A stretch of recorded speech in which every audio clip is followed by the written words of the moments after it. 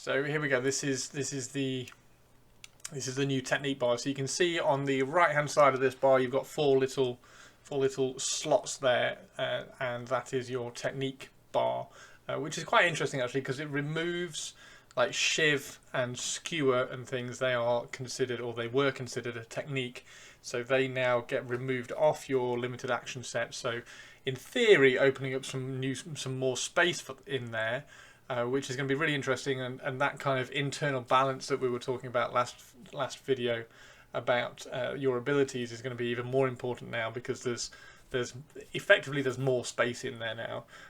But this technique bar up here, this is where we're going to have our 4 techniques which we can choose and pick and drop in. Now these are things like hidden swing. So hidden swing is a rogue technique, and I believe, correct me if I'm wrong, but I think rogue techniques are going to be in the same way as they unlock at certain skill levels. So if you have a piercing skill, that will go when you hit level 15 or level 27 in that skill, it used to open up a technique. I believe this one does the same thing, in terms of it opens up at whatever, say level 8. So whatever your piercing skill is at level 8, or whatever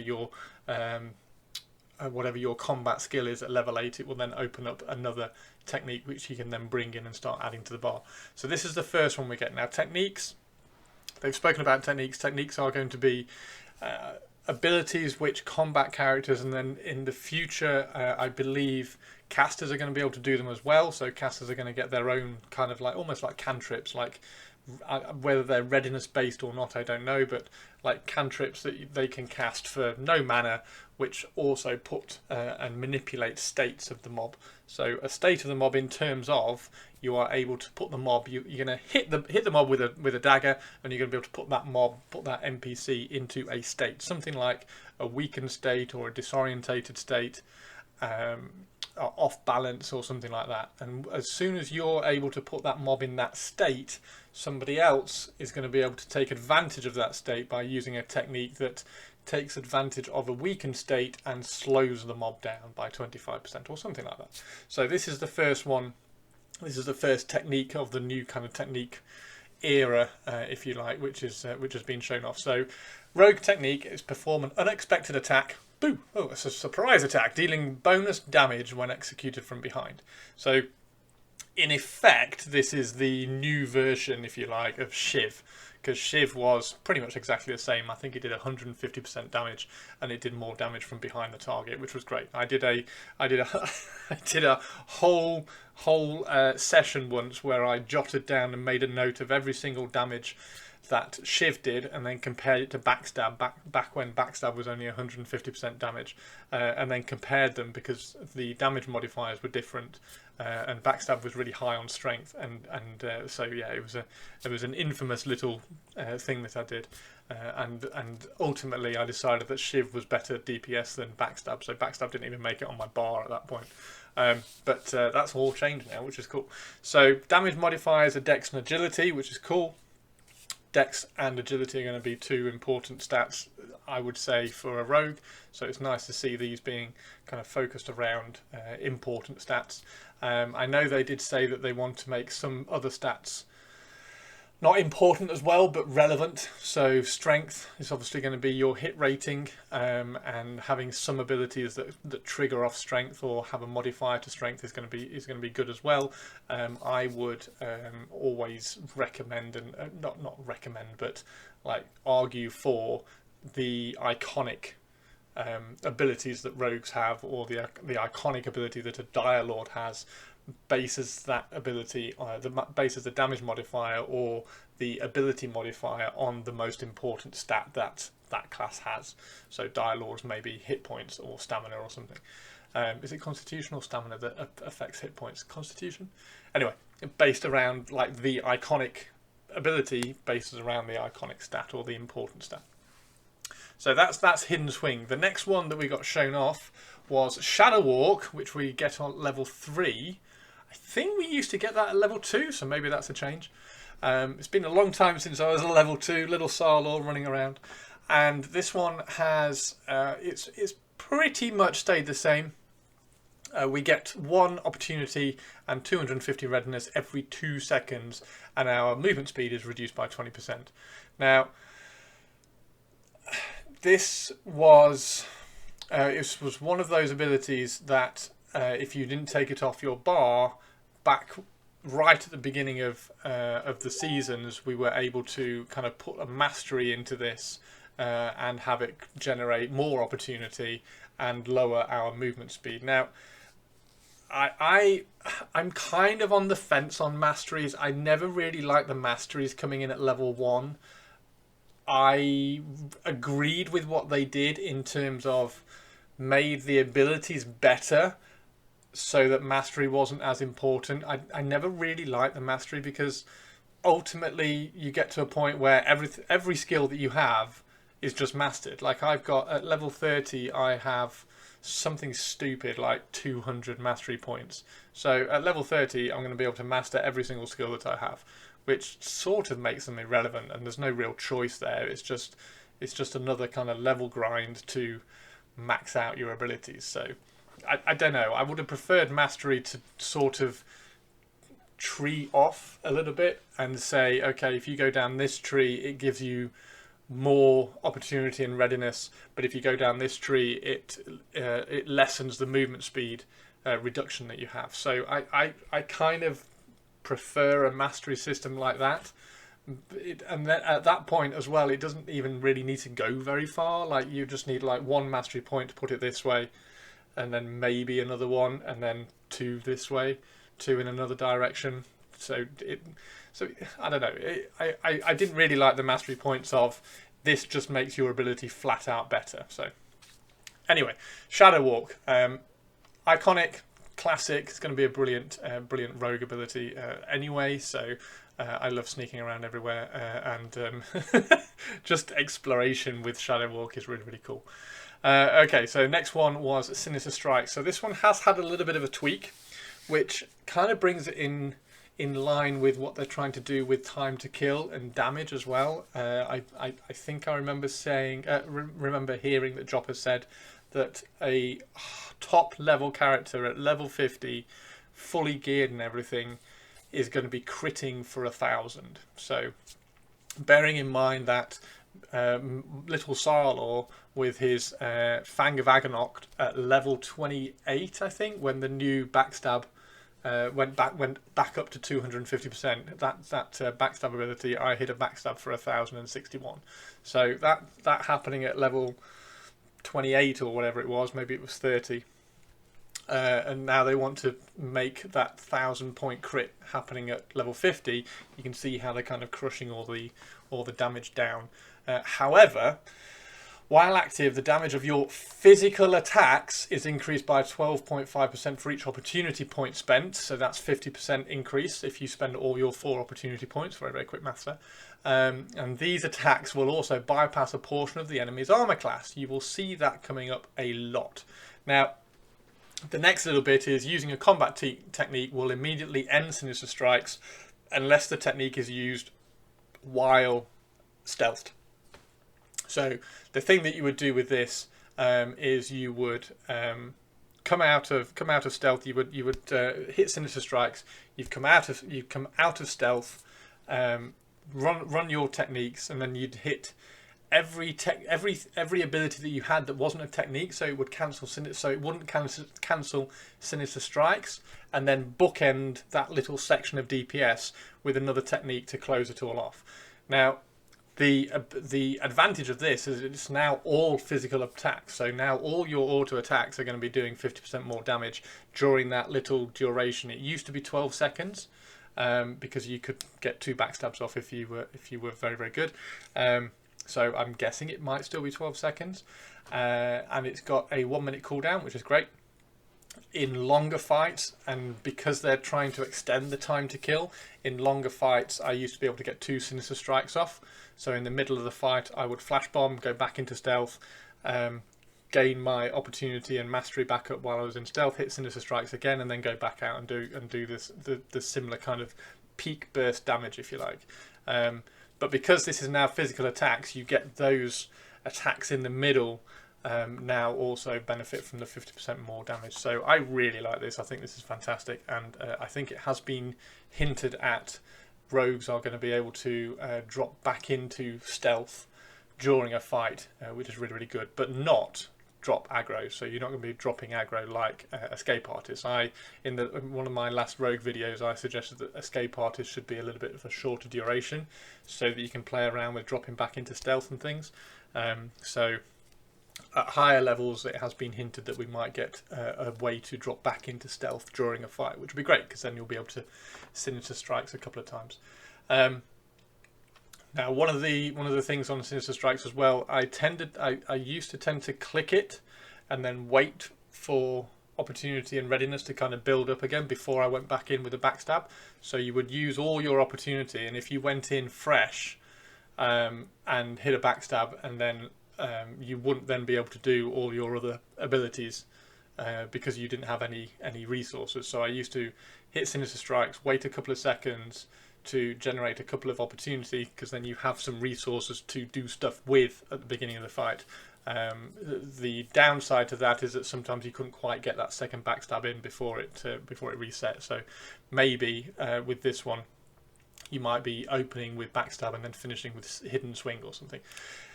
We don't know.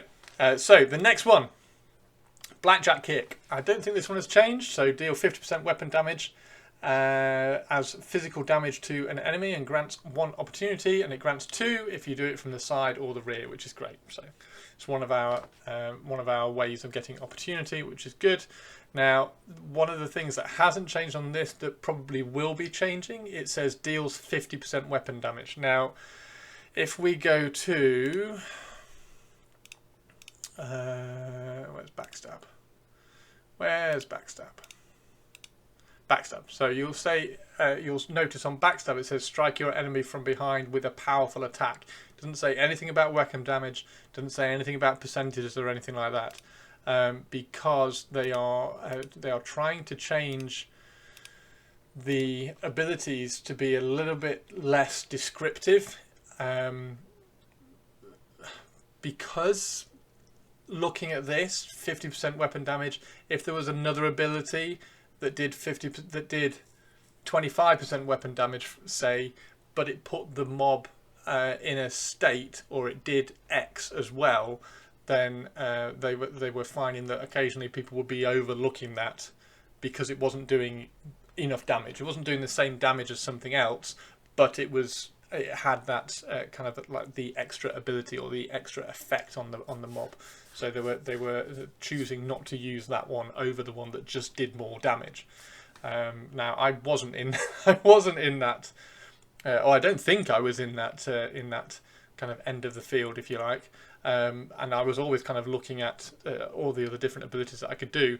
However, I will say that I did kind of play around trying to get a build that was like max damage as opposed to something else. So expect to see 50% weapon damage kind of go away, and it just say a medium amount of physical damage on the enemy and grants 1 opportunity, something like that. Whether it's still 50% weapon damage underneath the code, we don't know. Bloodletter. So this is lacerate the target, dealing 120% weapon damage. Again, this will probably be moderate weapon damage or whatever, and causing a light bleed. Now, this one causes a light bleed. The mobs, so Dropper was fighting some goblins who were rogues, or were the rogue class, and they were doing Bloodletter, and he mentioned that it had the chance to do a light bleed. I don't know whether that's their version, and whether this is going to get a change and it's going to have a chance to cause a light bleed. That would suck, in my opinion. Like I don't like abilities that give you the chance to do something. I like being more in control. And if I hit this ability, I know that something's going to happen. Like, I understand with resists and everything, and if it resists the light bleed, then that's fair enough. But giving it a chance for it not even to go off, I don't like that. So hopefully it stays at this. It just causes a light bleed. And also light bleeds are taken advantage of by things like Dire Lords as well. Dire Lords, I believe, get more heals if we can make the mob bleed. So that's great. And also it can't crit hit, which is fine because you're doing a dot. So that's one of the quick abilities that kind of dropped in. I don't think that's changed much, if at all. However, Shadow Walk, we've already spoken about, and Backstab. Here we go. So Backstab is a general technique, and so it requires a piercing weapon, and it has the damage modifiers are dexterity and agility. Yes, no more strength in there, which is great. My dex was absolutely off the chart on Sarlor.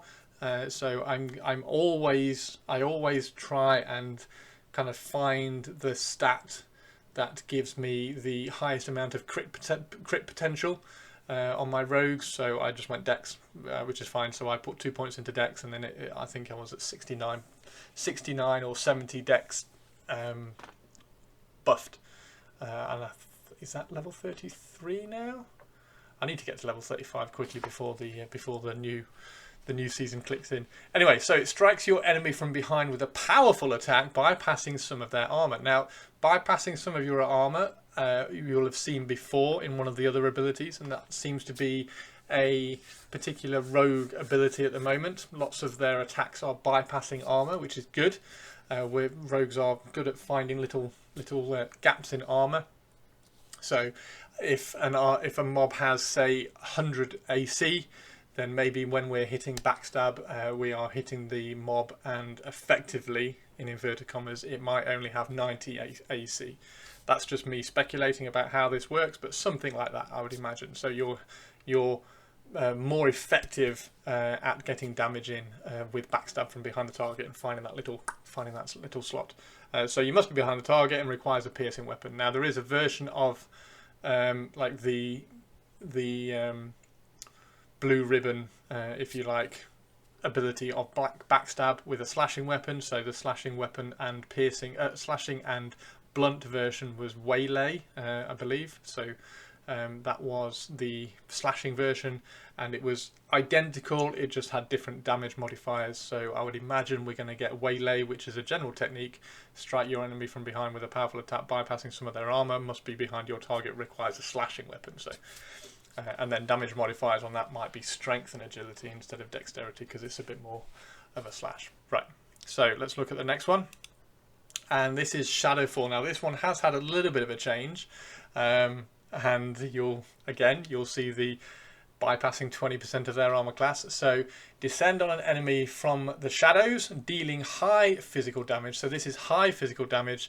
The Backstab was powerful attack. So again, you've got those different descriptive words in here. Whether they have different modifiers and how they calculate the damage, I don't know. But dealing high physical damage at a reduced threat rate, which is also really good, and bypassing 20% of their armor class, must be above this target and requires stealth. So it's requiring stealth, must be above the target is an interesting one. Now, at the moment in the game, this worked if you are on the same level as the target and you just jump and then hit attack, or jump and then hit Shadowfall. So whether that's going to be changed and you actually have to be higher, I don't know. But if not, then... And because Sinister Strikes... So this is not a technique. So what you could do... with Sinister Strike, where's Sinister Strikes? There's Sinister Strikes. Using a combat technique will immediately end Sinister Strikes using the technique. So you could open with Backstab because it's a technique and you're stealthed, but then that would break stealth, so you wouldn't be able to use Shadowfall. So you could go in with, I think, hit Sinister Strikes, go in with Shadowfall. So you could go in with Shadowfall, then hit Backstab. Backstab because you are stealthed. No, because this should break stealth as well. So again, this is one of those interesting ones where I'm not quite sure how it would fit into a rotation that you use regularly, but it's definitely something that you could get into a situation where you could use it. So if we can go back into stealth from combat, if we do get that ability, we could drop in, and also depending on how much the high physical damage on this, and you're also bypassing 20% of the armor class, so this could be a massive hit to start with. Drop back into stealth, and then open up with Sinister Strikes, Backstab, etc., etc., etc. So it's one of those interesting ones that doesn't quite fit into a generic and a general rotation. But it's going to give us a choice of opening up with, and also at the moment it works almost like a shadow step. So however high you are or however far away you are, you shadow step. So this is another way of closing the distance on the enemy as well. So if your group is fighting lots of mobs, maybe we're going to be able to bounce around between mobs a little bit easier as well, just be a bit more reactive. So I really want to get into game and try this one, so when the new season lands I really want to try Shadowfall and just kind of see where it sits and where it lands in a normal kind of group situation. And then the last one, which he did show off, I just love Corrosive brew anyway. It's not changed at all. So throw a flask of corrosive toxins at the targets, reducing armor class by 15% for 2 minutes. Corrosive brew is fantastic. So what hopefully we're going to be able to do with this, we're going to be able to open with this to reduce some armor class. It's going to increase everybody's DPS, and then depending on who is in the group and what classes are in the group, we're going to be able to kind of throw some techniques together, get the mob in a certain state, and then maybe lower the armor class more. Maybe the mob is hitting particularly quickly, like a frenzied mob that Jopper was showing off yesterday, and we need to slow the mob down. So maybe we'll go that direction with our technique. So having the option to do this outside of a technique is really, really good. So yeah, great. Corrosive brew. And that is it. That is all the abilities that were shown off on Jopper's stream yesterday for the Rogue. I'm dead excited to kind of get back in again. I've not really logged on for the last few days. I've been trying to kind of find a graveyard group and do some more of these shrieks because they're proper cool and nuts. But I've been struggling to find like a high-end group that was able to kind of take the graveyard. Everybody was just a little bit underneath, so hopefully everybody has caught me back up again now playing with their alts, and we can find a graveyard group and I can log on and go and hit level 35. Yeah, I will see you in game. Obviously always look me up. I'm Sarlor on the Rogue. I'm going to be Diablo whenever the Necromancer comes out here. That was reserved for the Summoner, but I really didn't like the Summoner in the end. So Diablo will probably end up being a Necromancer, and Moors is the Dire Lord, which I'm going to be playing as well. So I will catch you all in game. Take care, and I'll see you in Terminus. Bye bye.